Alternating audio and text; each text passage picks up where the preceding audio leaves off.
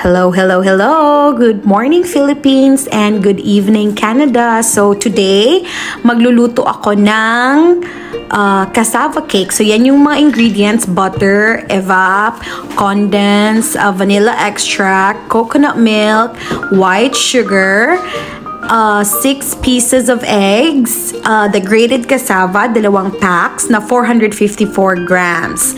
First, we are gonna i-defrost natin yung cassava, no? Tapos kung hindi na siya matigas kasi frozen tong nabili kong cassava, ilagay natin sa bowl.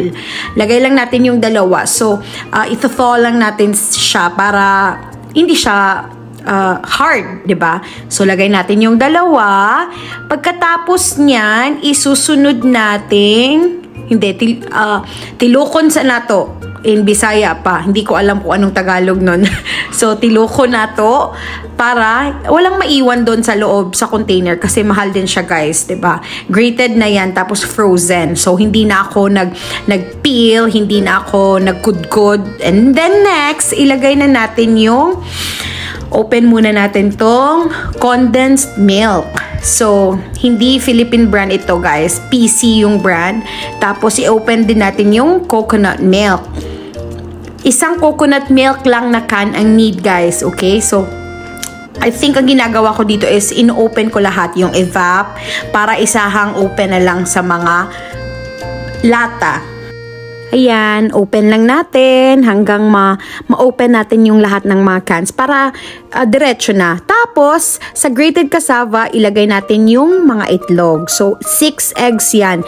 Hindi natin isi-separate yung yolk tsaka yung white. So, i-mix lang natin sila lahat, ang 6. So, mag-open ako ng 6 na itlog.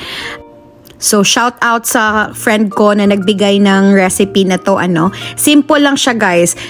Yung binigay niyang recipe, finalo ko lang lahat at para sa amin naman is it's a success. So, next, after the eggs, you have to add 1 teaspoon of vanilla extract. So, ayan na. Yan na yung nilagay kong vanilla extract. Pagkatapos naman ng vanilla extract, imimix natin yung condensed milk. So, yan, condensed milk. Lagay lang natin, buhos lang natin lahat, guys. Mamaya na natin siya imimix pag na-mix na natin lahat yung mga ingredients. Next, yung 1 cup of white sugar. So, for the ingredients, ilalagay ko na lang sa description below, guys. So, kung gusto nyong subukan, try nyo kung bet nyo yung texture ng cassava cake na to. Tapos, lagay natin yung butter. For the exact measurements, again, ilalagay ko sa description. Tapos, yung isang can ng evaporated milk. So, yan. Creamy to kasi ang daming gatas na nilagay natin. Tapos, lastly, ilalagay natin itong coconut milk. So, isang can din ng coconut milk, guys. So, kahit anong brand ang gamitin nyo, basta yung measurements same. So, I think it's gonna be the same result. So, ayan na. After that, imimix ko na silang lahat. So, medyo mahihirapan tayo dito, diba? Kasi, tingnan nyo naman. Mix lang, mekos-mekos natin yan. And then, actually, guys, may fault ako sa ginawa kong ito. Dapat minelt ko yung butter. Kasi, nung minix ko na siya, hindi siya na-mix kaagad dahil yung butter ko hindi melted. So, pag gumawa kayo, I suggest i-melt nyo yung butter sa microwave first. Nang sa ganun, melted na siya, parang liquid na siya pagkalagay nyo dito at hindi na kayo mahirapan mag-mix. So, mix lang natin siya ng mix, guys. O, parang nananakit na yung braso ko kasi nga, hindi ko minelt yung butter tapos bumubuo-buo siya. So, after nun, na-mix ko na talaga, nilagay ko lang siya sa ganyang tray. Sa aluminum foil tray. Tama ba?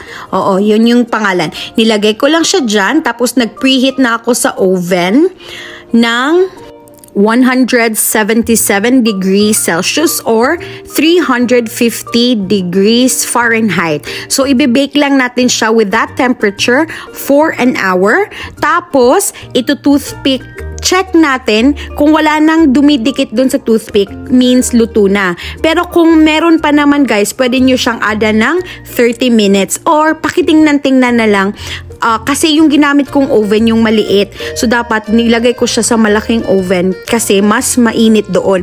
Dito, it took me an hour and a half to cook this. Pero naturally, kung sa malaking oven nyo siya i-bake, yung sa may stove, it will just take an hour or an hour and 15 minutes para ma-fully bake nyo siya, guys. So ayan, nilagay ko na siya.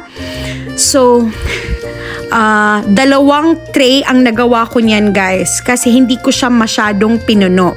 So kung medyo malalim naman yung tray na gagamitin nyo, pwede nyo siyang ilagay sa isahang tray lang. Kaso nga lang, medyo thick siya. So depende lang sa inyo talaga kung anong thickness yung gusto nyo. So ayan na, binake ko na siya, and then magwi-wait lang tayo ng 60 minutes, and then yan. So 6 minutes na lang yung natitira sa 1 hour ko, guys, pero nung toothpick check ko, marami pang dumidikit. So kaya nag-add ako kasi nga sabi ko, 'di ba, yung maliit na oven, medyo mahina yung heat niya compared dun sa malaking oven. So kung gagawa kayo, much better kung may malaki kayong oven, dun kayo gumawa kasi accurate siya na 1 hour or an hour and 15 kasama na yung pabroil niya doon sa top niya. And ayan na, after an hour and a half of baking, tapos na siya. So hahanguin ko na siya sa oven. Tama ba yung word ko? Basta kukunin ko na siya sa oven. Tapos, ready na siya i-serve. So, optional lang, guys. Pwede nyo siyang lagyan ng condensed milk sa top kung gusto nyong medyo matamis-tamis. Tapos, i-broil nyo para medyo madarken yung milk. Pwede ding hindi na kasi matamis na talaga siya, guys. And yan na yung finished product. So, titikman na namin to, guys. So, this time, nilagyan ko pa siya ng ano ba to? Condensed milk. Nilagyan ko siya pero nasira tuloy. So, nasa sa inyo kung lalagyan niyo or hindi. Just to add up. And then, nilagyan ko din siya nilagyan ko siya ng cheddar cheese on top. So, manamis-namis na medyo maalat. So, yun na, guys. Nilagyan ko lang ng condensed tsaka cheddar cheese. Tapos, tinorch siya ng mister ko. Hindi kasi ako marunong mag-torch. So, tinorch siya. Pwede din naman kung wala kayong torch, simply i-broil nyo lang sa oven.